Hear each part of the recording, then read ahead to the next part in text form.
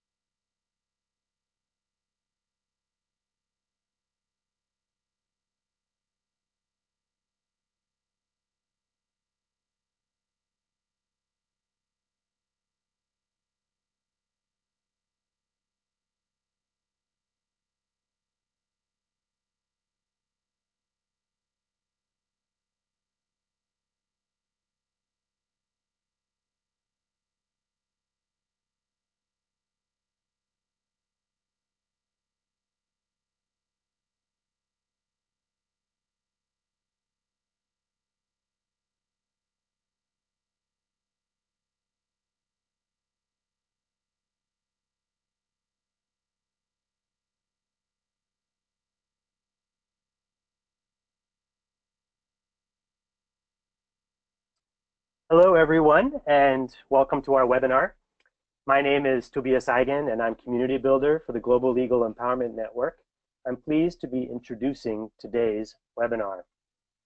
It's Monday, June 5th, Tuesday, June 6th for some, and today we will come together for a 90-minute webinar that will focus on community leadership in conservation and sustainable development. We're joined by a wonderful crew from the Nature Conservancy: Allison Martin, Robin James, Barbara Masike, Nate Peterson, and Chad Wiggins. Rachel Knight, my colleague from Namati, will be facilitating today's discussion. Along with me, my colleagues from the network team, Ashley Van Wees and Michael Otto, will be working behind the scenes to collect your contributions and take some notes. Why don't we all show our webcams briefly so you can see the big team of people involved in making this all happen. Hi there, everyone. I'm Tobias. I see Chad, Rachel, and Nate. Allison's laptop is very modest. It doesn't allow her to show her camera, but she's there. And there's Robin.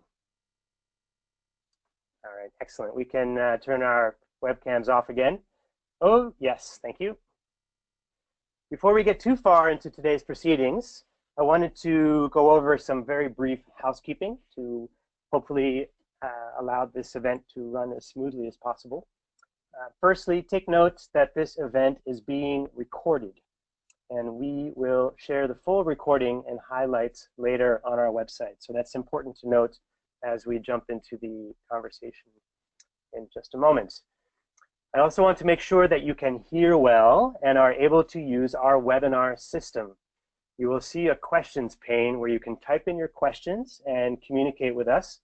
There's also a button for raising your hand, which we may ask you to do from time to time.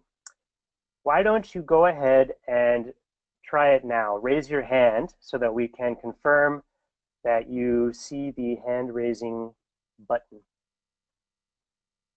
Great, thank you. I see hands are going up.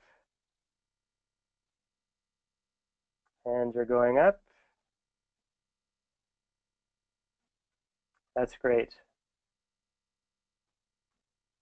And good. And you also see the questions pane. So as the discussion is going on, I see one person has asked a question and has said in the questions pane that she can hear me, which I appreciate. So as we move along, you can go ahead and ask questions, make contributions in that questions pane, and we'll make sure to get those to Rachel and the panelists so that they can address them and perhaps at some point unmute you so that you can also join the discussion. So without further ado, I see Allison has already lowered everybody's hands, so that's working. Wonderful. I'd like to also introduce you briefly to the Global Legal Empowerment Network. I think it may be new to some of you. The network is a growing community of more than 1,000 organizations and 4,000 practitioners from around the world who are working to advance justice. We are human rights activists and grassroots organizers, lawyers, community paralegals, working across all regions and disciplines. What ties us together is that we are all working to help community know, use, and shape the law. Through the network, we come together to collaborate and learn from each other.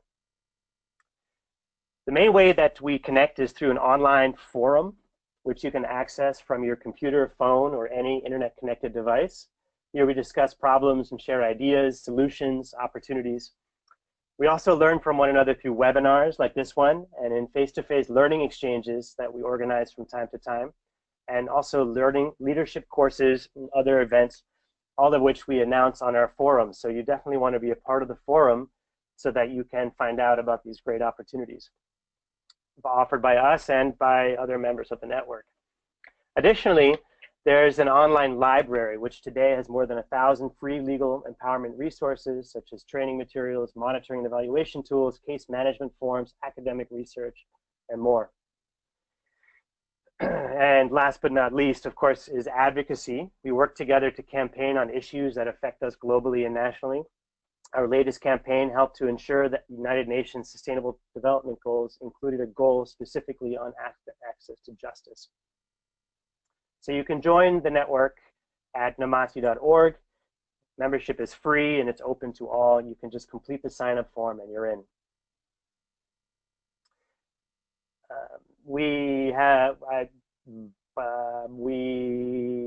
You will also find when you sign up that you can add your own resources and opportunities, like I said. But there's one resource in particular that I think you might want to find out about. In the coming weeks, we'll be launching a toolkit on paralegal recognition, which includes a series of research briefs that review country by country the nature of the work undertaken by community paralegals and the extent to which that work is recognized or funded by government. Toolkit will also include analysis and examples of laws relating to the professionalization of paralegals. We're excited to share this toolkit with network members, and we really do hope you'll find it useful. So thanks so much. I'm going to jump ahead now to today's events. I'm very excited. We have 4 fascinating presenters today. Remember to type in your questions and comments in the questions pane as we move along. And we'll do our very best to collect them and try to address them as we move along. And after the presentation, Rachel and I will be opening the floor to all participants. Let us know if you'd like to be unmuted, though, and the question or topic you'd like to talk about. So, Rachel, let me pass the mic over to you. Actually, it's up to Allison. Allison's going to take us through most of the webinar. Well, okay, there it is. Go ahead.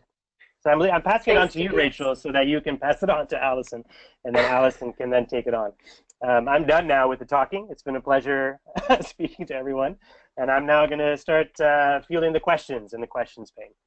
So thanks all. Looking forward to the discussion. Thanks, Tobias. Thanks very much, and thanks to everyone for being on here. This is Allison Martin. I am a strategy analyst with the Nature Conservancy's Global Indigenous Peoples and Local Communities program. I'm very grateful to be here alongside my TNC colleagues and our partners at Namati. So welcome everyone to the first in the TNC Namati webinar series on community leadership in conservation and sustainable development. Before we jump in, I wanted to just give a brief introduction to this webinar series and to today's webinar specifically. The overarching goal of this webinar series is to bring the conservation and human rights fields closer together. As many of us know, there are already many natural areas of alignment and also a great deal of overlap in practice, but very often the two fields, as fields, tend to be siloed and largely work separately from one another. So we wanted to open a discussion to tap into learning and partnership opportunities with Namati as a legal rights empowerment organization and TNC as a conservation organization, with much of our work rooted in strengthening the voice, choice, and action of Indigenous peoples and local communities in decisions and also in actions that impact their lands and resources. The strengthened Indigenous and community authority and capacity has been demonstrated to not only lead to more positive outcomes for people, but also for conservation and sustainable development. So in planning today's webinar with our Namati and TNC speakers and panelists, we talked about what success of this webinar series would look like. We highlighted a few key potential outcomes that we think would be fantastic, including a greater awareness on both the TNC and Namati sides. So really just gaining a better understanding of each other's work specifically and opening a door to continue the discussion and cultivate new partnerships in these areas. We're also aiming to help strengthen and support this core group of practitioners and experts. So this is you all on the call to continue to carry out and champion this work that you do in partnership with Indigenous peoples and local communities, and in turn continuing to steer the ship, as it were, of the conservation movement to a more systematic rights-based approach, and also that of the human rights movement to a more practical and integrated approach. And then finally, it's important not to underestimate the power simply of learning something new, the impact that it can have when even one or two people on a webinar find something particularly useful or enlightening and it sticks with them. And then that learning in turn influences their approach to this work and these partnerships. So turning to today's webinar specifically, we're focusing on community leadership and governance in conservation and sustainable development.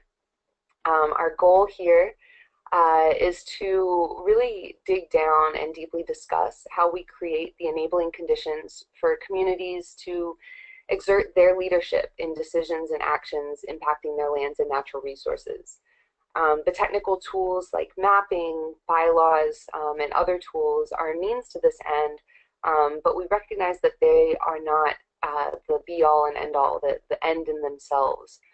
So we're really trying to dig down into what is this special sauce, as we were sort of referring to it. What is this that helps to strengthen and support communities in determining their course of their own future prosperity and on their own terms? So we recognize that there are many different contexts. There are lots of special sauces, but at the same time, there are a few key ingredients. So we're really looking to unpack what are some of these common threads. I also wanted to mention that in this webinar and in the entire series, we'll be aiming to have a true discussion, so not really a conventional question and answer session. So please, as participants, be ready to talk and share your experiences. All of us on this call have experience or at least interest in this topic, so we all have something valuable to share, and we'll have plenty of time to open it up for this discussion. So to run through the agenda very briefly, we'll kick things off with a presentation from Namati's Rachel Knight, and then we'll open it up to you, asking for a few participants on the call to share about your successes and challenges of working with communities to strengthen natural resource leadership and governance. We'll then turn to our TNC panelists and have a brief presentation from the Pacific Islands and the Solomon Islands in Papua New Guinea. We'll open it back up for audience participation again. We'll then hear briefly from TNC Hawaii, and our final section will be dedicated to facilitated discussion, again, encouraging everyone to participate. So without further ado, I would like to introduce Rachel Knight, who is our first presenter today. Rachel is the Special Advisor for Land at Namati. She's an attorney and has expertise in the areas of land tenure security, access to justice, and legal empowerment of the poor. She founded and previously served as director of Namati's Community Land Protection Program and she also directed the International Development Law Organization's Community Land Titling Initiative. Rachel also works as a consultant for the Food and Agriculture Organization of the United Nations. So Rachel, over to you. Hi, everybody. It's such a pleasure to be having this webinar series, and thank you, Allison, for that beautiful introduction.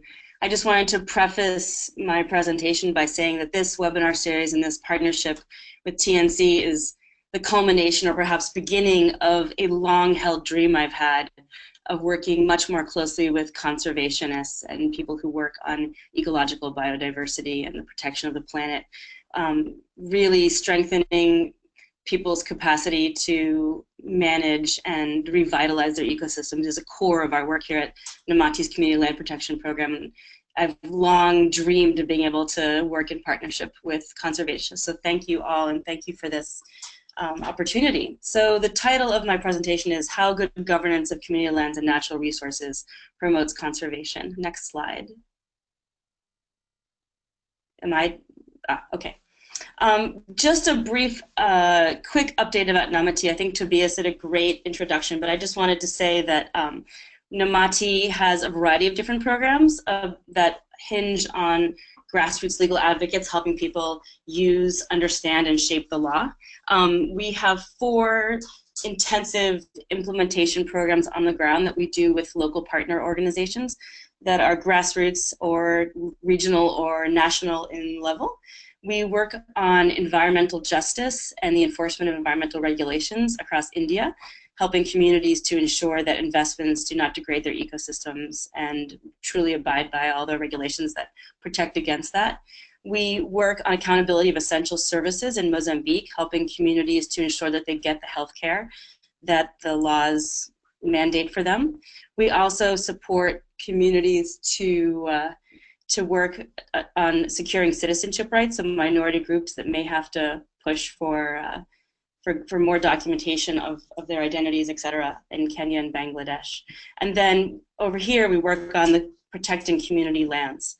And I just wanted to explain that this work came out of years and years of intensive investigation with local partners. I want to really honor Centro Terra Viva in Mozambique, the Sustainable Development Institute in Liberia, and the Land and Equity Movement in Uganda.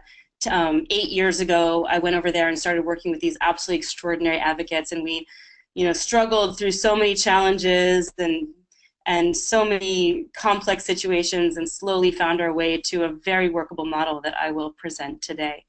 We've so far worked in over 145 communities across 10 nations. And I also just want to say on a personal note that this work for me comes out of an enormous sense of grief for what's happening to communities and ecosystems around the planet, and was really born out of a desire to create something to help communities to create their own futures and to take active, empowered steps towards creating a world for their children and their children's children that is truly empowered and have flourishing ecosystems and all kinds of community-based prosperity. And so rather than tearing things down and saying what's bad, this program is really helping communities to establish for themselves, the futures they want. Next slide, please. So I'm not exactly sure who I'm talking to, and I imagine that I'm preaching to people who already know all of this stuff, but just a very quick explanation of challenges to land tenure security. There are 2 kinds of threats. There's external threats and then intra-community discrimination.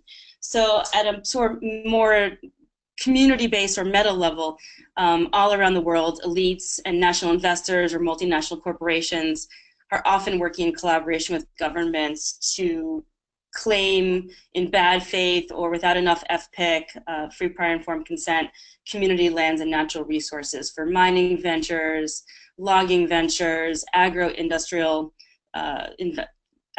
ventures, et cetera. And it's having horrendous human rights and ecological impacts. And then less known about, but which I'm sure many people on this call have experienced, is intra-community discrimination, where women, youth, and members of minority groups may have weaker land tenure security within their communities. They may lose land to land-grabbing relatives. Women may be kicked off their land after their husbands die. Stronger neighbors might sort of encroach over the boundaries and grab land little by little. As land and natural resources become more scarce, competition grows, and those with weaker rights are often lose their lands to stronger neighbors and community members and local elites.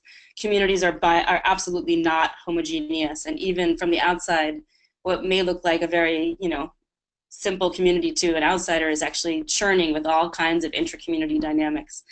And often these groups, particularly women, have very little voice in land governance and natural resource management. And this is really difficult because women are often the ones who gather a lot of the medicines and the fruits and the foods. And when we've done community natural resource mapping with communities, it's often the women that have a much more nuanced understanding of where key resources are and how to protect them. So getting their voice into land governance is absolutely necessary. Next slide.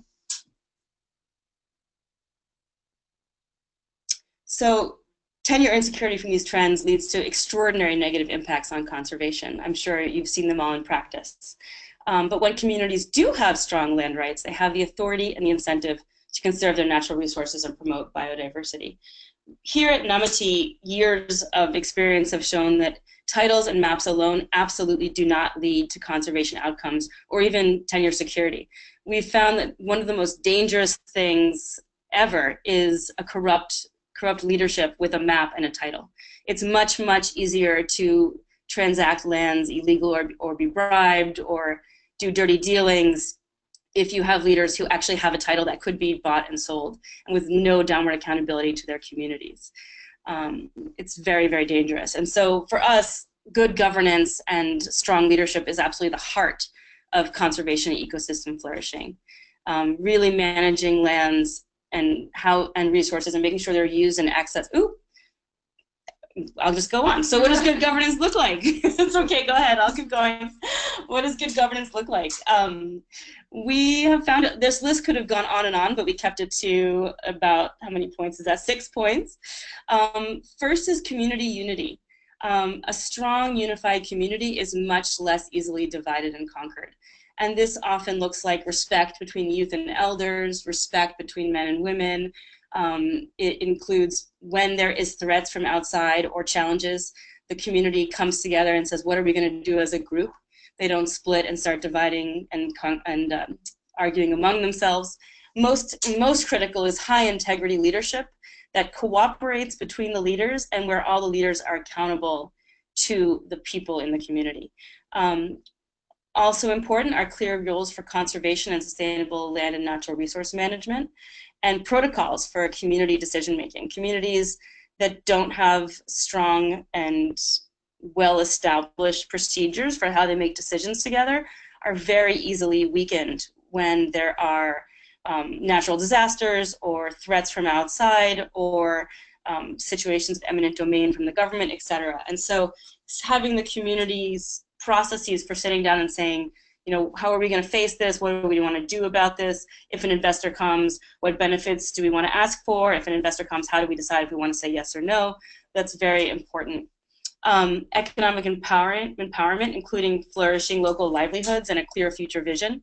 If a community knows where it wants to go and it has an ecosystem and support structures with it internally that can allow people to have small businesses and have prosperous farms or pastoralism, etc., they tend to have a lot of this times that both promotes good governance and is built upon good governance. And then finally, the community's ability to articulate their position to government. And not only to say, this is what we want, this is what we don't want, but also to say, okay, we need to find some lawyers or some technicians to help us and help us articulate our points, help us gather information and data to make our points, and to advocate for our interests in government. Next slide. So, Maria's telling me I'm talking too loud? I'm tapping my, I'm not. I don't think I, okay, so, Now I just want to briefly take us through our approach. And I apologize, I may go quickly through this because I know it very well, but I think it's important to explain to you all what we do so that you have a context for how we really approach strengthening leadership and governance in communities. So when we work with communities, first of all, we work only through partners. Me as an American sitting here in California, it's absolutely not my job or any of my colleagues' job to go into a community in Sierra Leone and tell people what to do or anything like that. So we only work through partners who are really excited about the work we're doing and have invited us to help them launch a program. And then we only work with communities that have like assertively approached our partner NGO and said, we really want to protect our land rights, please help us. And so we have this 4 or 5 part process or approach. And we really are in a process of figuring out how to work with our partners and to work with communities to co-design it according to the context and the culture and the needs of each individual community. So while this is an approach that's very nicely laid out in this lovely diagram, it's really subject to whatever is needed by the community itself, and the process of which activities get done and what order they get done in and who is making the decisions is very much co-designed with the communities. So our first step is laying the groundwork, and the point of laying the groundwork is to make sure that the community is defined properly, and that what that means is having all members of community sit together and say, what is our territorial or our spatial or geographic definition, and so what is the bounds of who we are, and then within that, who are the members of the community? Does that include people who grew up in the community but now have a permanent residence in the city? Does it include people who were born elsewhere but moved into the community? And really helping people understand the definition of the community. We then help them create a vision for the future based on thinking about their past, thinking about their present, and then hoping for what they would like to leave to 7 generations into the future. We then also help them through a valuation process where they really come to get motivated by coming to understand the value of their natural resources to them. So if their forest was sold to an investor for what seems like a huge amount of money at the time, say like $100,000, what is the loss of that to them? So if they had to buy all the things they gathered in their forests on the market, how much would that cost to each family? And often what comes up is that it's actually millions and millions of dollars annually that the community is getting from their quote-unquote free supermarket of their forest. So helping them really understand that, and also creating representative structures to make sure every member of the community is aware of and involved in the land protection process. We then help the communities to make maps of their lands and negotiate boundaries with their neighbors, resolving all land conflicts and marking and recording the boundaries, and then making GPS maps and working with government surveyors to get formal maps of their lands. And then the heart of our process is strengthening community governance of their lands and resources, and I will explain that in the next slide. And then finally, once they've got their bylaws and they've got their maps, if the legal context in the country allows for it, we will help them to pursue formal government legal recognition of their land rights.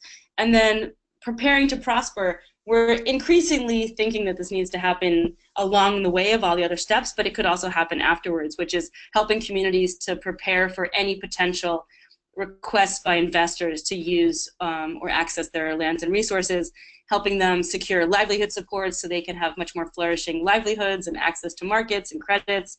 And then what my personal passion is helping communities understand how to regenerate and restore their local ecosystem and help turn their vision into an action plan. Next slide, please. So our bylaws drafting process is really the heart of how we get at conservation in our work. And it begins with a community-wide brainstorming of past and current rules. So we'll convene a meeting of hopefully up to 200 community members if we can get that big a meeting. It depends how large the community is. And we say, okay, let's just shout out all of your existing rules and the rules of your ancestors for managing, and we put them into 3 buckets. The first bucket is governance of lands and resources. The second bucket is natural resource management. And the third bucket is cultural rules. And people just shout out all the rules they can think of that they're currently following and that their fathers and their grandparents used, etc.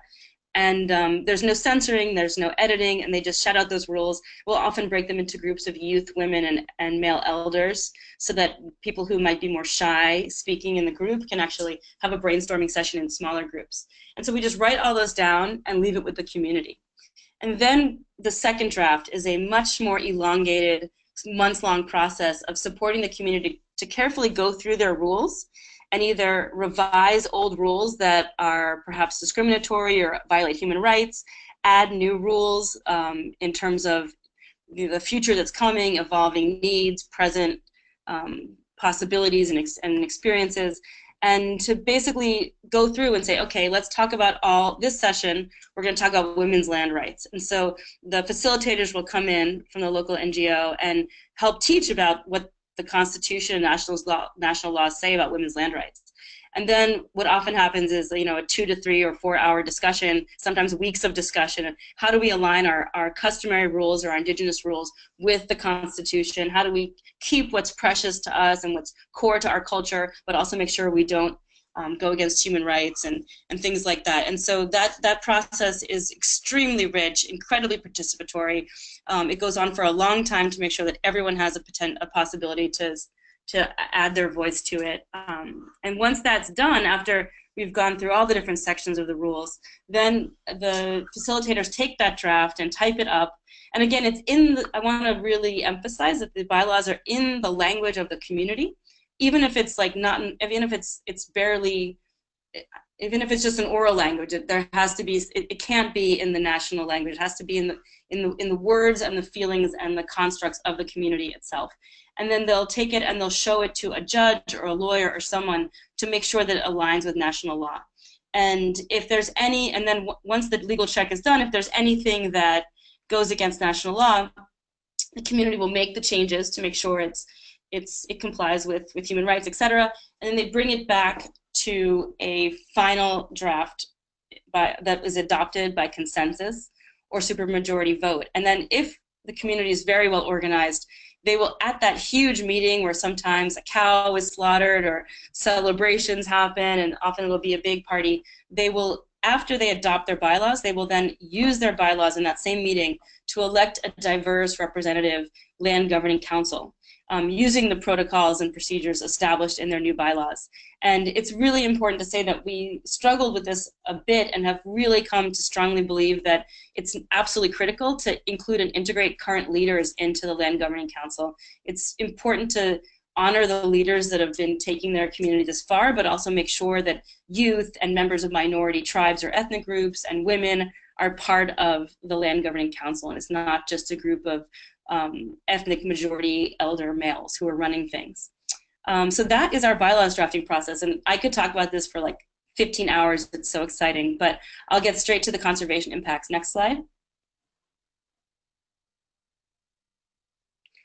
So we have so much data on this, and each community has its own absolutely gorgeous rules for land and for natural resource conservation, but we find that communities just absolutely love the process of remembering or reinforcing old rules that promote sustainable natural resource use. And they also get really excited to craft new rules to conserve their natural resources. Their bylaws overwhelmingly promote and enforce forest conservation, water sanitation, sustainable hunting and fishing, and sustainable use or replanting of resources like wood, thatch, and other building materials. The Koibatek community is part of the Ogiek peoples in Kenya. They just won a massive human rights victory in the African Court of Human Rights. And we've been working with them for about 1.5 years now to make a natural resource management plan and good governance rules. And just some of the rules from one of their most recent bylaws drafts was no cutting of trees or farming near water sources. If you cut one tree, you plant two. And only mature trees can be cut for construction purposes, and only pruned or fallen branches can be used for firewood. The Ogiek are forest people, and they're very, very committed to revitalizing their forests. The forests they've been kicked out of their forests for generations, and a lot of it's been logged or used by elites, and so they're very invested in making sure that their forests are flourishing and that they can really practice their livelihoods in their forest. There's also, to the right is a lovely early draft bylaws from a community in Liberia. It says no one is allowed to use chemicals in any of the creeks or rivers in Conway, the community. No one's allowed to brush, which means cut, any of the forests in Conway by making farm. So you can't cut down the forest to make a farm. Before any company can do any other things in Conway, the citizens should know about it and should benefit. And then the final thing that's really key to point out is communities overwhelmingly create rules that control and monitor outsiders' use of their natural resources. It's a huge problem that most communities face, is even if it's neighboring villages, people are coming in and chopping down trees or accessing their resources, and they're very intent on making sure that that process is monitored and that fees are paid or fines are paid, etc. Next slide.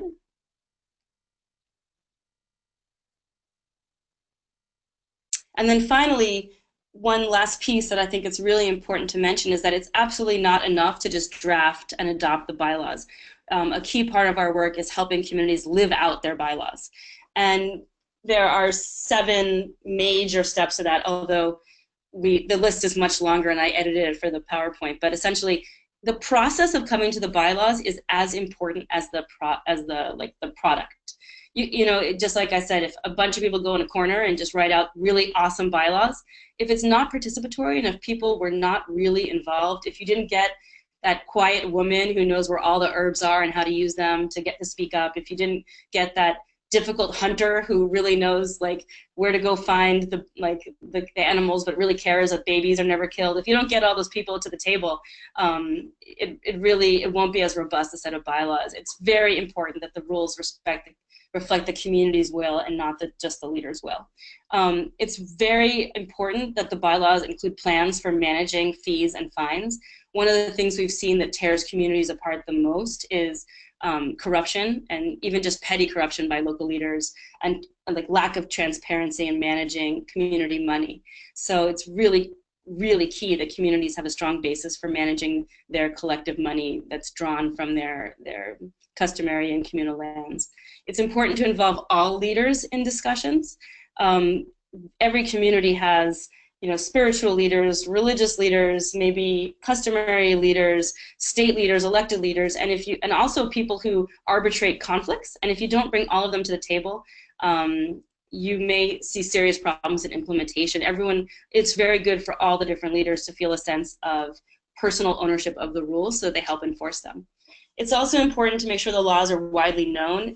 It's important to post the rules, like we have this picture, no dumping near the lake, and the rules are posted in public areas. They can be shared with students in schools, they can be read and talked about on radio shows. We have one partner in Uganda where they've made some songs about their rules. It's excellent. And then finally, well, not finally, but creating watchdog groups in the community to ensure that the leaders and the governing council are acting in the community's best interests and making decisions that really align with the community's future plan. Another huge thing is to give copies to local officials and magistrates and anyone in the government who may be necessary to support enforcement. This is particularly necessary when you have sort of low-level regional elites coming in trying to grab land, or if you have folks who are like people who are coming in to do illegal logging or illegal mining. Communities are really going to need help from higher up government officials. And so having these government officials attend the bylaws adoption ceremonies, maybe even sign them, and to pledge to support them is absolutely critical. And then finally, you know, one of the beauties of indigenous and customary legal frameworks is that they shift as necessary. And so it's really important that communities have annual bylaws analysis meetings where they really go over their bylaws, think about what's working, what's not working, and amend them as necessary so that they're living documents that grow and change as the community grows. So that is the end of my presentation. And I wanted to say in my conclusion that Namati has been at this for 8 years. I've been doing this for about 18 years, but I'm still learning, and I'm constantly just awed by how much I do not know and how much all of the extraordinary advocates and field workers and executive directors and managers at our partner organizations, they're just brilliant. And I imagine that they are who you guys are. You guys are on the call. And even though I just spoke for 20 minutes, I feel like I'm absolutely just really excited to have an open discussion. And we structured this webinar so that the audience is speaking from a place of expertise and sharing their experiences and your practices, what you do. And so I really want to open it up to learning from all the participants on this webinar, how you guys address community leadership and good governance for conservation. So thank you very much.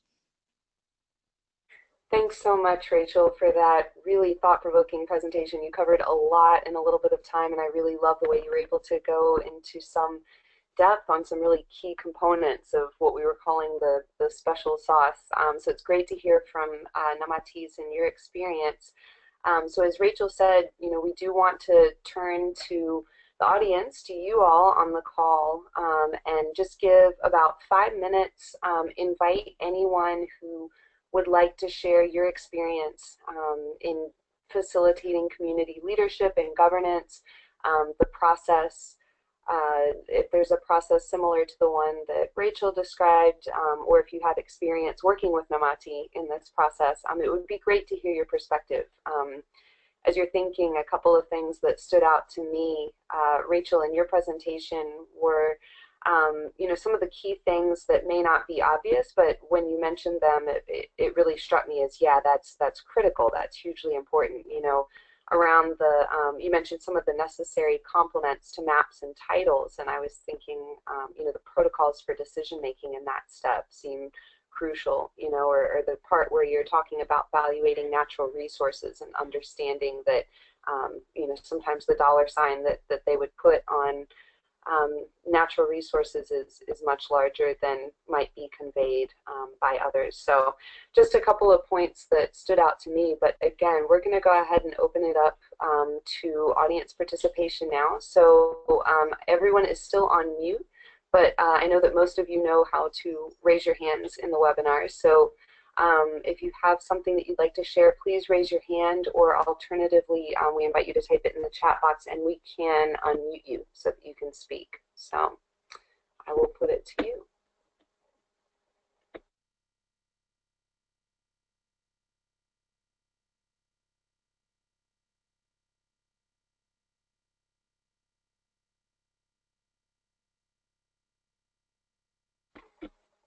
All right, so I'm scanning down and not seeing any hands.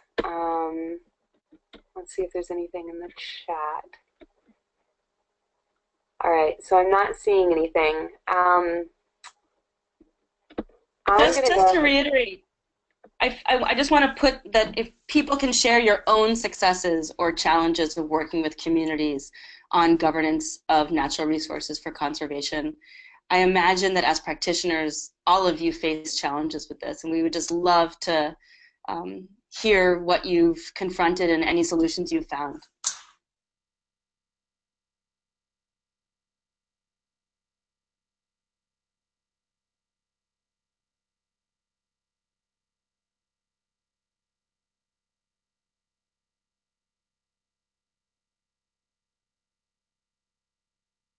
Well, I think it's time to start calling on people. Well, we got one. So Nate has shared in the chat that he thinks it's important to consider the country setting. Governance and community power differs per country. Yeah, and I think that that's incredibly important. And I liked what Rachel highlighted too about the importance of working through local organizations that understand that particular political and economic context. And a lot of times, even some of the more informal power dynamics that are at play that can be really particular to local settings.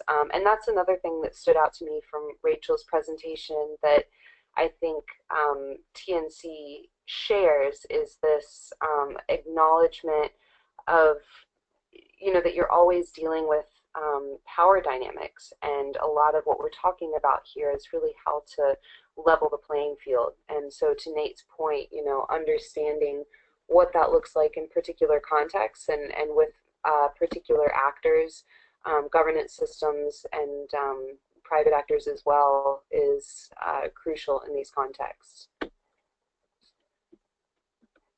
I'm just going to scan one more time, and then I do think we have something in the question panel.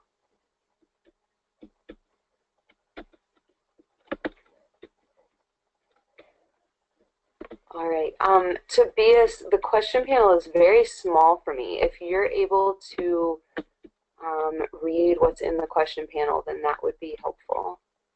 Sure. Laurel Chun has said, could someone please share their experience with any barriers to gathering traditional knowledge or wisdom?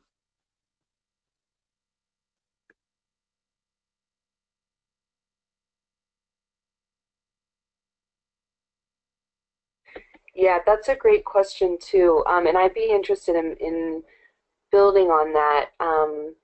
You know, Rachel, one of the things that I liked that you talked about was talking about reinforcing customary rights as well as local knowledge and local language. And then the flip side of that, something that I've been thinking about is, you know, how to respect and incorporate traditional knowledge while also protecting intellectual property. So really keen to hear if folks have a response to Laurel's question. That's a great one. While we're waiting for people, I'll just share a story that an amazing colleague named Million Belay in Ethiopia said. He said that they do this incredible program where they gather elders who have extraordinary amounts of indigenous knowledge, and they have them teach youth in a after-school program. And he was saying that they gather all the elders and they ask increasingly harder and harder questions about indigenous knowledge, and there's usually someone in the back who's not saying anything, and then at some point one of the less senior elders will make a mistake and give wrong information, and then at that point the truly senior, most knowledgeable elder will speak up and say, no, you got it wrong, it's actually this, and then that's the person that they actually hire to teach the students. But I'm actually interested by the question, what are the challenges that Laurel has confronted that she's asking this question?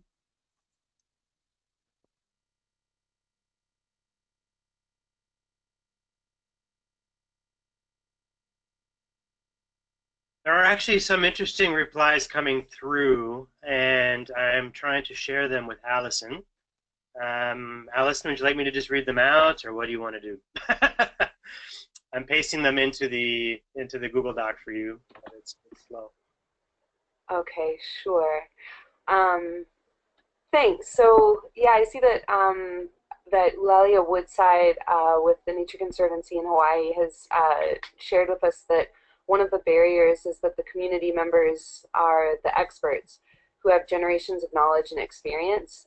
It can be challenging for them to continue to share their expertise with new groups and individuals of helpful organizations and agencies. They can experience fatigue. And that really resonates with me. We were recently talking with some of our colleagues from Canada who mentioned similar things. It's kind of like the curse of having the knowledge, or the curse of projects that have shown to be successful, is that sometimes there can be fatigue in terms of people who are really have good intentions, but can be always reaching out to the same folks. So I think that that's a really interesting point, and I'd be interested in hearing if folks have experience with tips on how to be efficient or how to streamline requests. I think that I know as a large organization, sometimes we can face challenges with not being as streamlined. Or one of the things that we're trying to do at the global level is to actually improve some of this exchange and making it more consistent and systematic across different geographies. And one of the ways that we're trying to make that play out is through improving efforts like that as well, and understanding where different parts of the organization are wanting to do communications or partnerships with certain communities. But interested in other folks' experiences on that as well. And thanks for bringing that up, Eulalia.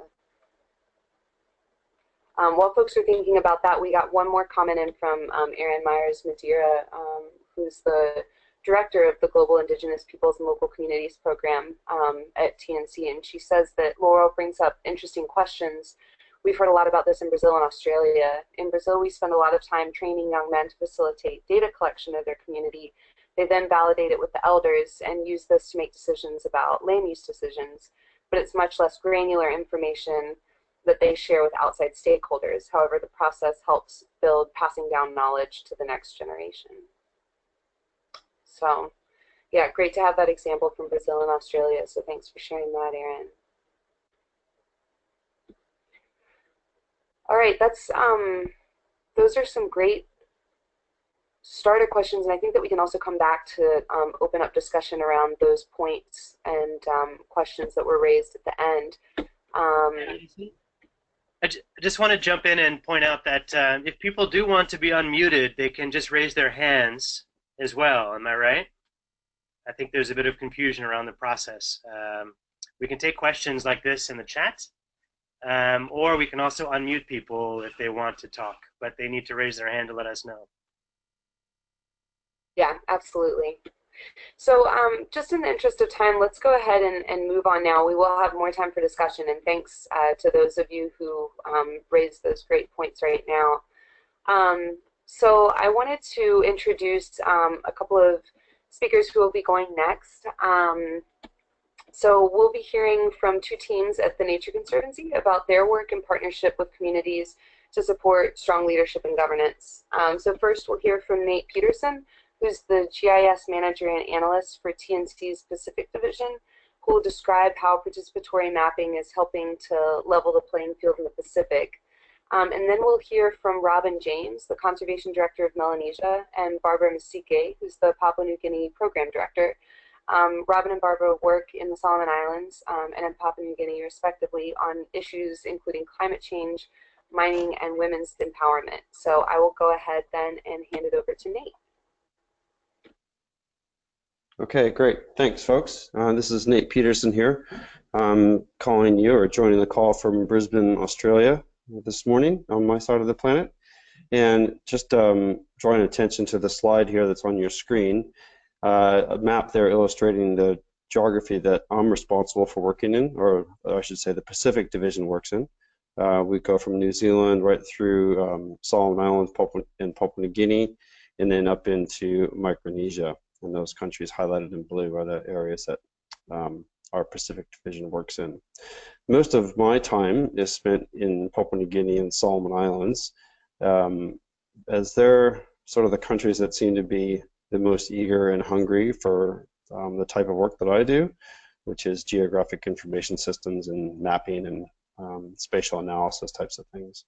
Over the 10 or 12 years that I've been working in Melanesia, I've found that the power of a map really carries a lot of weight. Often these communities are quite isolated and don't have any visual representation of their land or seascape, and they're quite hungry to get that kind of information into their communities to help them understand what's going on. You know, these communities have walked the landscape and paddled the shores for many, many years, but don't get up into the sky and get a bird's eye view of what's happening out there. So while their stories are great and some of the images they may have from the recent advent of photos and things, I find that the maps that we provide to the communities and then the information that they share onto those maps really tells both their history of what's happened on the land. There might be, particularly in Melanesia, there's lots of history about World War II activities, even going back further than that, in terms of their traditional sacred sites or tambu sites, as they call them, and then also using all that information collectively to think about, what do we do for the future? Often the different governments in PNG and Solomons PNG is usually on the most corrupt list of things, one of the most corrupt governments in the world. Solomon Islands, whilst not so much corrupt, they have limited capacity. These governments do produce some large planning documents, but they're often really thick, heavy documents that are difficult to access and read, and don't provide a way for the community to interact with them. But as the picture on the bottom of the screen there shows, some Papua New Guinea folks working around some simple map products and some posters that illustrate their plans for their geographies is often a way to sort of level the playing field and make it easier for all members of the community to interact and access with it. So next slide, please. We've done this this next slide will come up. So this participatory mapping is activity we've done over the past, I've been doing it for about 10 years, but recently working in New Britain, where these photos are from, bring these maps into the community and say, government's using this map and this information to make some decisions about your landscape. What's missing? What are those things that are important to you? Whatever they might be, fishing zones or wildlife areas, or maybe some development proposals for oil palm or logging and whatnot. And excuse me, the community members really fire up and get right into it. It's really neat to see older women and younger generations and government leaders and church leaders, and everybody can participate. And that's the power of it, I think, in terms of raising awareness and empowering communities to make better decisions. So moving on just to the next slide. Another type of mapping activity we've done is this participatory 3D mapping. Just waiting for the next slide. Oh, there it is. These are some shots from some work that we've recently did in Palau, up in Micronesia. We've done this type of activity in PNG and Solomons as well. Participatory 3D mapping is a exercise of the community actually building the map, starting from a blank table up into a three-dimensional representation of their landscape and then populating it with their information. I find it to be really helpful to bring all different levels of communities together to share stories and history, and just again an easier way. It's sort of the appropriate technology for some of these isolated communities, rather than running in with some whiz-bang online mapping, fancy tool. You got to kind of build it to something that they can use, so appropriate technology for the Pacific communities, and that does differ from sort of country to country.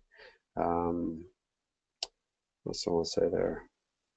I guess like I move around these different countries, and I speak a bit of Tuk Pidgin, which works well in PNG and Solomons, but here in Palau, the Palauan language is quite difficult. But by having a map, it is really kind of a common language across all cultures and stakeholders and members of the community. So it's really quite helpful. So then the next slide, in terms of the community empowerment.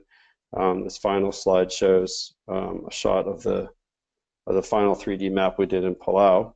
Now here it is, and right across there, with leaderships, the leaders represented here include the president of Palau, the governor of the state that we're in, the high chief, and his grandson carefully looking after him, the TNC leadership, and other members of the local government. And I think that's kind of closing off on my presentation, is the power of the mapping tools and resources that we bring to the communities as provided a format for the community members to participate and share their stories whilst being supported and engaged by the government. It really it levels the playing field. And coming back to the title of the presentation, it makes it common knowledge across all stakeholders and members to improve their decision making and get their voices heard. So thanks for that, folks, and if there's any questions or any interest to follow up on anything, please shout out or give me a call back. Thanks. Should I answer questions? I'm seeing questions popping up on my thing. Should I respond to those?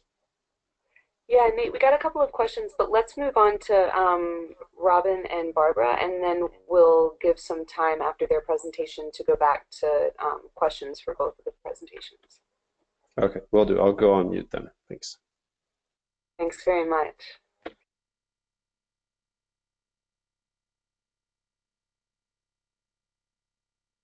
All right, so Robin and Barbara, you all are up and have the floor. Hi everyone, I'm Robin. As Alison kindly introduced me earlier, I'm the Conservation Director for Melanesia. I'd just like to extend my apologies on behalf of Barbara. She's had technological problems as we predicted yesterday and hasn't been able to get onto the call. So we prepared in in anticipation that that may happen, so I'll do the presentation on behalf of both of us. I'm going to talk building on Nate's presentation and Rachel's actually, which was amazing in terms of it sort of stepped out a lot of the processes that we are trying to do here in Solomons and Papua New Guinea around community empowerment. And I certainly learnt a lot from her presentation, and as Alison said, even if you take a few things away today, that's certainly what I'll be doing from Rachel's presentation in terms of sort of formalising that process of getting people involved and helping develop rules, etc., about how a group operates. I'd like to talk today about community leadership and governance using mining as an example, and I think it's something that all of us who have been involved in natural resource management issues or community issues over our careers would relate to the impact of big developments in the places that we work. So the mining example is very pertinent in the Pacific, which are being targeted, the islands, for large-scale resource extraction. Now this picture, as Nate, building on Nate's wise words about the map being worth more than even pictures, this map shows current exploration licenses for Papua New Guinea in blue. The yellow are under application and the purple are under renewal. So you can see the faint outline of Papua New Guinea and the ocean, and it's just to show you whether that basically all the land and sea is under some form of interest from mining companies. And you can basically do a Google search of any country in the world and you will see this sort of lovely mosaic colour over any country in the world. So that is probably the answer to our question of why would an organisation like TNC be involved in minerals and mining extraction and this industry. So that's sort of the answer to the question. And the reason that we have been involved was building on Nate's work and with the Solomons and Papua New Guinean teams around participatory mapping of resources. And when we overlaid mining tenements and exploration licenses, etc., onto maps where communities with the TNC team have sort of mapped areas of high cultural and conservation importance, they're always kind of this direct footprint. So we're like, okay, we've got to work on this issue with people. So next slide, please.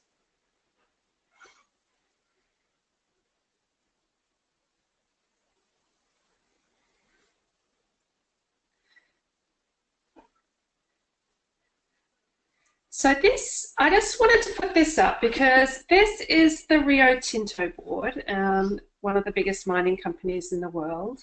And this is the executive or the chair of the board. And I just did a little investigating of an example. It could be any mining company, but the board is basically this demographic. So there's 12 people on the board.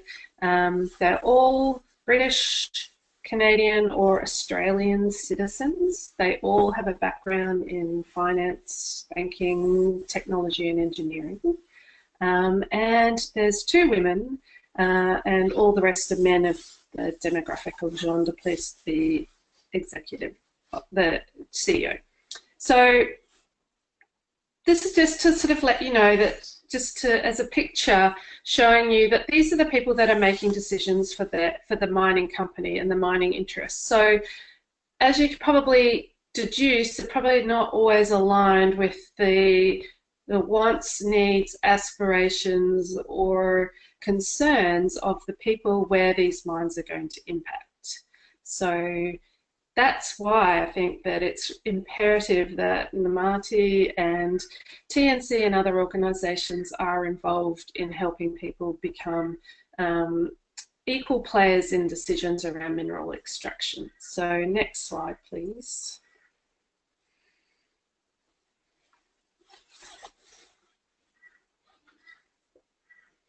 So TNC, we decided that you know, as community members and leaders asked us, how do we get involved? There's interest in mining across our land, and we don't know how to engage. We don't even know what it's all about. So the TNC team, we've been working in these areas for over 20 years, undertaken these participatory mapping processes that Nate outlined earlier, helped people undertake kind of integrated management plans across provinces. We thought, okay, well, we have to help people get more involved in this issue and understand what it is. So with help and integration with communities, we developed a What is Mining Awareness package. So it is basically, what is a mine? Most people in the places where we work don't have access to internet. They have barely access to mobile phones. They've never seen a picture of a mine. They have no idea what minerals are used for. They don't know what the impacts of a mine is going to be. So we developed this really step-by-step process about what a mine is, with a little video showing what a mine is, what the benefits could be, what the impacts can be of a mine, what is the process of a mine, what's the potential time frame, what the different types of mines are, and what power communities can have or should have, and how they can insert themselves in the process so that they're not left out of decision making. So this is done over a number of months, years of communities, and then we worked with local community partner organisations to roll this out in a number of communities across 2 provinces where we've been working in Solomon Islands. The program went crazy. People loved it, and I was at this one here, the picture that we see. We walked to a very remote part of one of the provinces that we work in. It's only accessible to walk, and we did community awareness on mining, open to everybody. So all the village people came, and it was right in the middle of a mining tenement site. And so our message is that we're not against or for mining at all. We're just helping people have access to better information so they can make more informed decisions. So we never say that you should or shouldn't sign up to mining.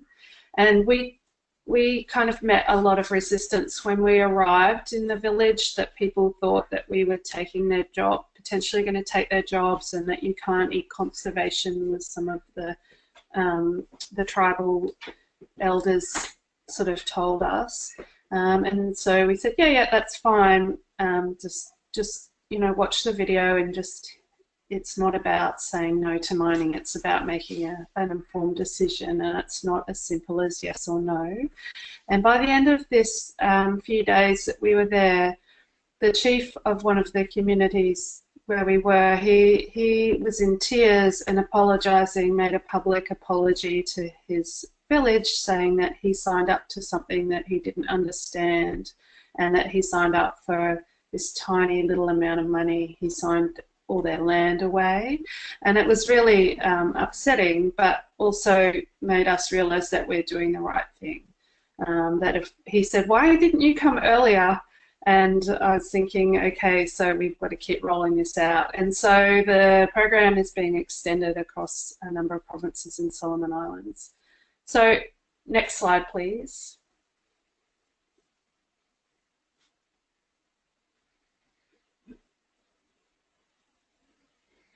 So we were doing a lot of awareness, and people are really understanding their rights and sort of understanding what they potentially want to get out of mining, and feeling that they're not getting it and they're not being consulted adequately.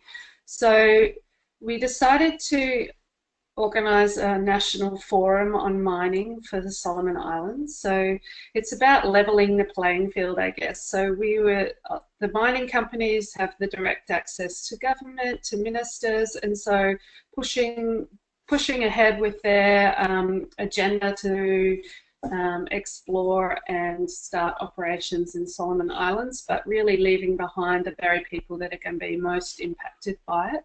And a number of the provincial governments, the leaders of the governments, the leaders of the churches, the tribal networks were all very concerned that they were being left out of the process as well. So we decided to organise a forum where everybody could be in one room at the table discussing openly the future for mining in Solomon Islands. So we had all the mining companies that had an interest in Solomon Islands were represented, the national government, the provincial governments, the tribal leaders, the church, and also, most importantly, the women and young people as well. So we had a forum over a few days, and the outcome of that forum was to develop a set of resolutions of how mining could go ahead in Solomons that everybody who was represented at that forum would endorse, so that we didn't just all have a talk fest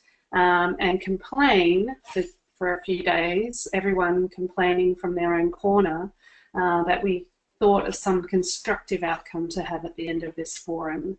It was really successful, and we had a set of resolutions that were endorsed at the end of the few days. And there'd been a lot of build-up for this too, so people weren't coming in cold. As you know, we'd rolled out this awareness program, so people weren't the playing field was a little bit more even, I'd say, for people to give informed inputs into these resolutions. So next slide, please.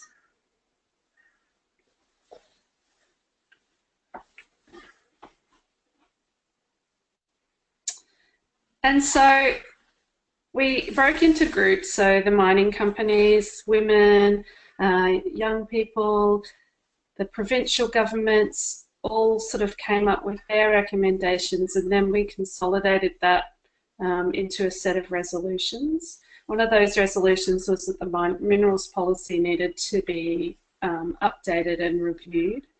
And I'm happy to say that I think we can't claim entire credit, but I think partly because of that forum and the recommendations that the National Mining Policy was completely reviewed with support from the World Bank.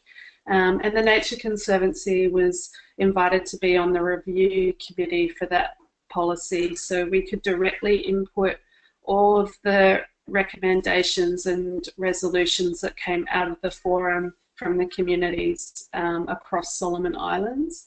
And all of that information was directly reflected in the resulting policy, which has just been endorsed and launched in Solomon Islands in the last month. So it was a fantastic outcome for people of the Solomon Islands to actually have a real say in the policy for one of the most important industries for that country. So I'll leave it there. Barbara can't be with us, but her contribution to this presentation was that she came to this forum and gave her personal story of her growing up in Bougainville, which is part of Papua New Guinea, in between Papua New Guinea and Solomon Islands, and was home in 1972 to the largest copper mine and the largest open cut mine in the world called Panguna, which many of you may have heard of. And it began operations in 1972, run by Rio Tinto, but communities were very unhappy about the mine right from the start because of the usual issues of bringing in thousands of immigrant workers with no kind of with huge cultural differences, run by Australians largely with a huge migrant workforce. The environmental impacts were absolutely horrendous, and that people saw no profits, no direct benefits from the mine. And this culminated up very quickly in civil war, where 1988, for the next 10 years, there was civil war in Bougainville, and resulting in 15,000 to 20,000 people died. It was the biggest conflict post-World War II anywhere in the Pacific, and still is. 60,000 people were displaced, and there wasn't peace agreement developed until 2001. And now Barbara lived through that conflict. She was a student of journalism and then a young journalist, and she was directly impacted with loss of family members and friends throughout that conflict, and living with the fear of it as well. So she told her story at the Mining Forum, and I think it just made such a huge impact on people to hear firsthand that things don't always go as rosily as people would like us to believe. So I'll stop there, and that's our story. Thank you very much for listening. Great, Robin. Thank you so much, and thanks for sharing that really moving story that Barbara has experienced. Really appreciate that, and it's definitely hits home the gravity of the situations that we're working in, and really inspiring to hear a lot of the progress that you and partners have made in that part of the world. So we're actually going to move into our last presentation from Hawaii. And this presentation is from Chad Wiggins, who is TNC's Hawaii Island Marine Program Director. And Chad works to support communities and their networks on conservation planning, implementation, and monitoring. So Chad, please take it away.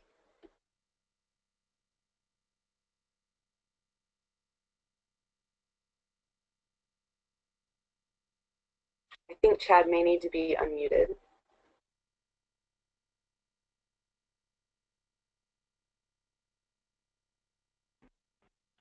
Aloha mai kako. Thanks for the opportunity to share some of our experiences from Hawaii, where we really are working at the interface between laws and communities. The laws of the Kingdom of Hawaii were codified and have great importance to the work that we do today. Even though the Kingdom has now become a state before its time, it does have quite a lot of impact on our work, because there's a foundational premise in Hawaii that resource conservation and the cultural practices that depend on healthy resources must be protected. However, the foundation hasn't been used for a lot of proactive stewardship or conservation at this point. Can you go slide, please?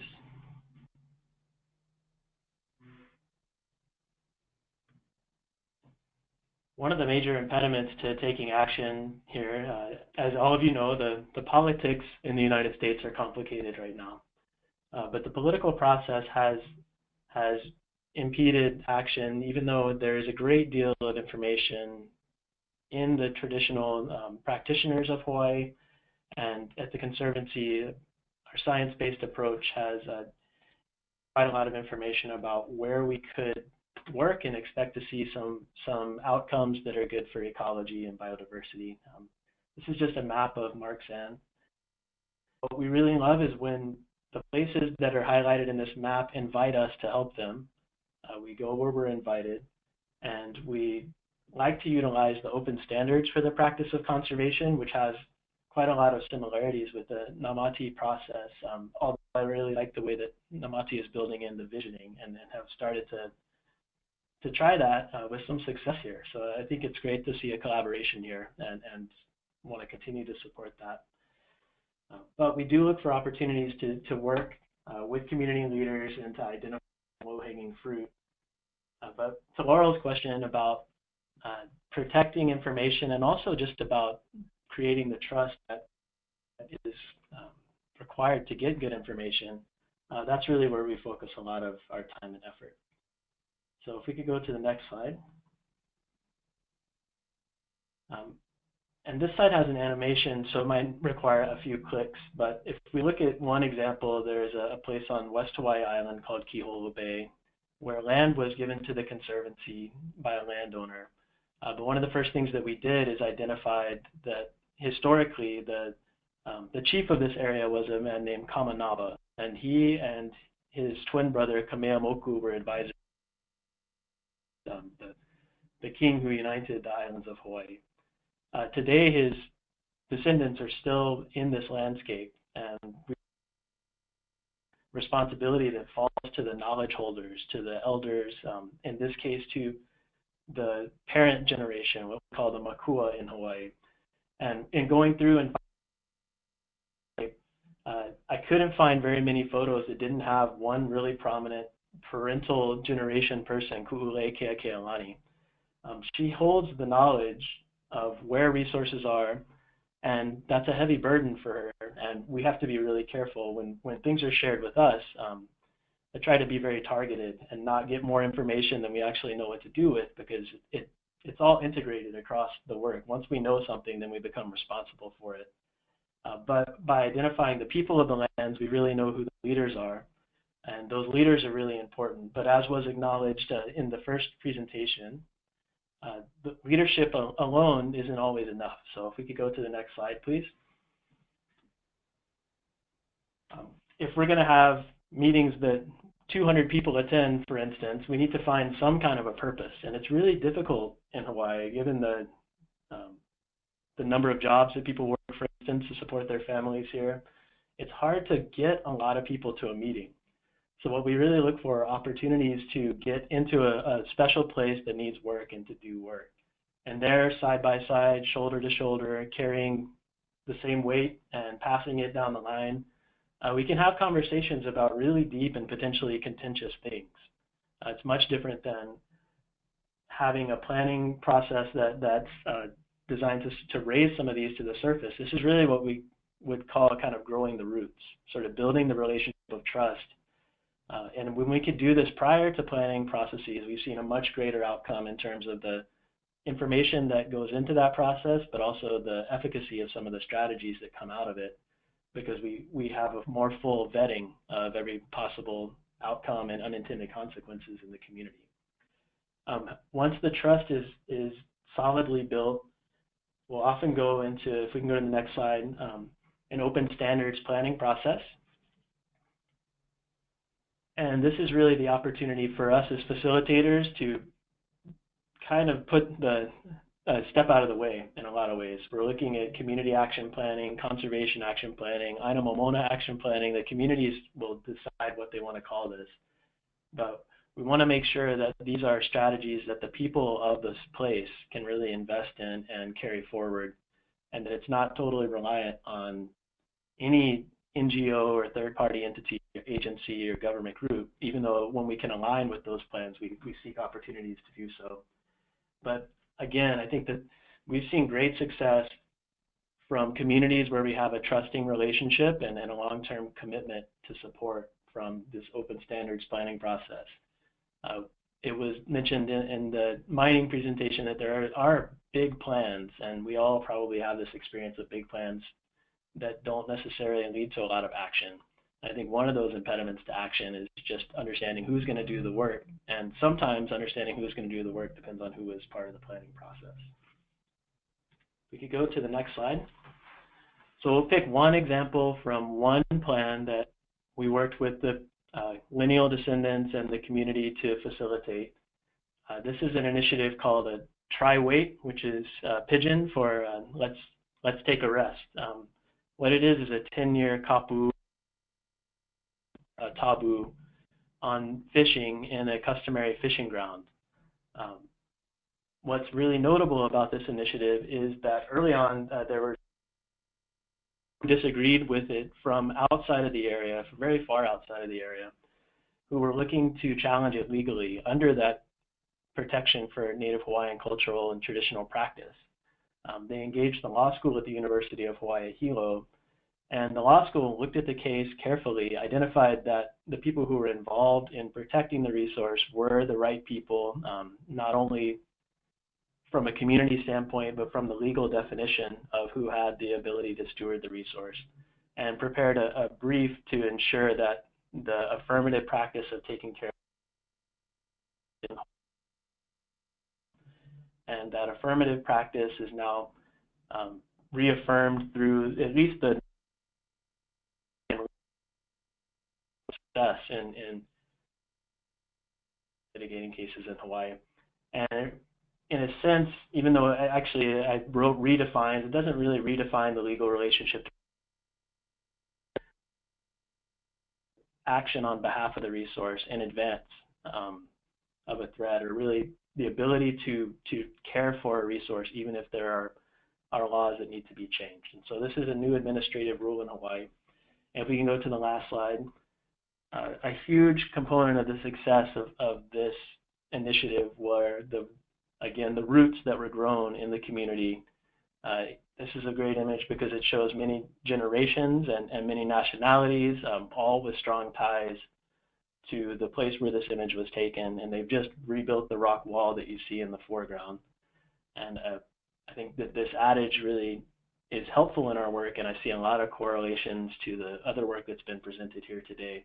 So I'm very, very interested in the discussion that will follow this and in learning more that we can apply to our work in Hawaii. And thanks to Namati and to Allison and all the panelists for the opportunity to share.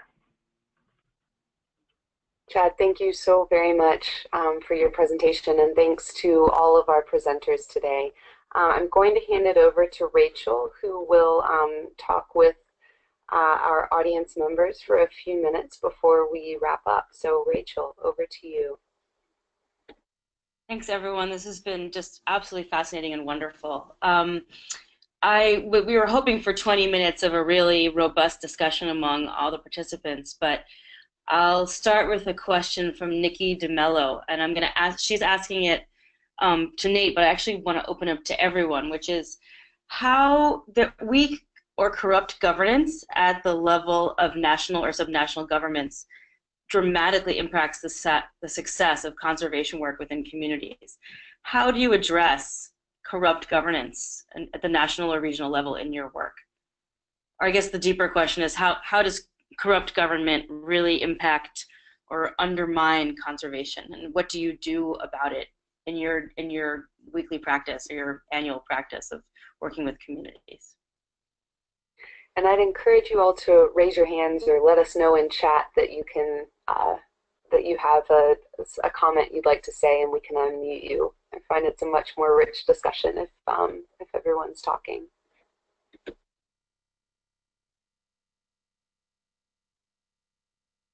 So this is Nate. Can I have just a comment from Papua New Guinea and Solomon Islands? Yeah, corruption is everywhere. The way we deal with it is that we've worked with, our program has shifted away from working directly with communities as much, and now we tend to work more with provincial level government and national level government, trying to build their capacity and build, we often find we need to build their networks and help them open up doorways between different departments, and that's how we kind of try to approach the corruption, is by kind of boosting the government and getting them to kind of pull up and do the right thing and share information with their other departments. That's just one example that we're trying to work on. Thanks.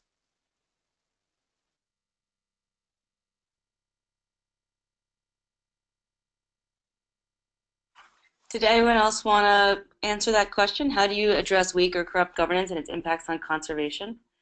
Robin, did you want to say something? And maybe some members of the participants too?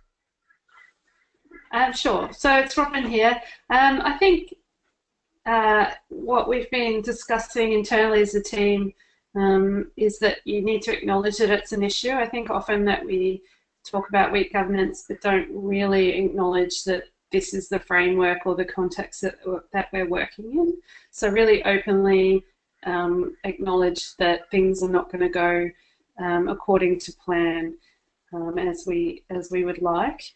So for me, I think it's really important to help raise the capacity of community groups that we're working in with. So it's not just TNC trying to hold things accountable, but it's really actually community groups that have, that are from Solomon Islands, that are there forever, that they have some sort of power or mechanism to try and hold their government accountable. And I think that's working well. So that forum, for example, was an example of how we're trying to sort of make everybody a bit more transparent, so that there's not all these kind of side conversations going on and deals being made without people ever being aware of it happening. So that's one step. And as Nate said, it's also really working with the provincial governments as well. They're usually the governments that are going to have to bear the cost of unsustainable development. So often they will probably bear the impacts but not receive so many benefits. So really helping them to be part of the conversation with national government around these big development decisions too. So it's really about making the process a little bit more transparent. So getting everybody at the table, and I think TNC, because we're a non-advocacy NGO and fairly constructive and collaborative in our approach, we do have a role in that and a responsibility, I think, to help bring everybody to the table. And I've seen that time and again in the work that I've been involved in the Pacific, but also been lucky enough to see it in Mongolia and Africa as well, that TNC has a great role in that, in sort of bringing everybody to the table and keeping that conversation going. Thanks.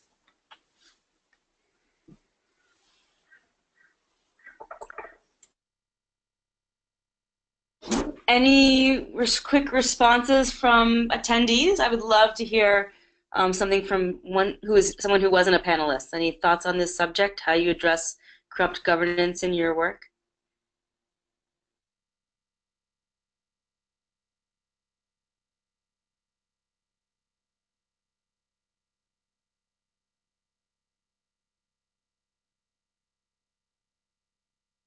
All right then. Well, I will turn it over to Allison to conclude, and thank you all from Namati's side. And Allison, I turn it over to you. Great, Rachel. Thanks so much. Thanks to everyone for participating. So thank you all for being on. I wanted to mention as we close that there are several ways that we'll be able to continue this discussion, including the next webinar in the series, which will be on preparing for negotiating and capacity building for multi-stakeholder engagement. So this will likely take place in a few months, so keep an eye out for more information. And please get in touch with me if you'd like to be a panelist for that webinar. And then, as Tobias mentioned at the beginning of the webinar, the Global Legal Empowerment Network is open to everyone and membership is free. So please take the opportunity to join. You can see the link on your screen there. Tell us what you're working on and challenges you face. It's a great place to have a discussion. And finally, you can always email me at allison_martin@tnc.org to keep the discussion going via, on the TNC side of things, via our network of TNC staff who are working on these issues. So this brings us to the end of the webinar. So thanks again to everyone for joining us in the excellent discussion. Thank you to Tobias and Michael for fielding questions, to Rachel and Ashley for all you did in organizing the webinar, and thank you Rachel, Robin, Barbara in spirit, Nate and Chad, all of you for your informative presentations. So we'll be in touch by email to share the link to the full recording of the presentations, the entire webinar today, and let's keep the conversation going. So thanks everyone.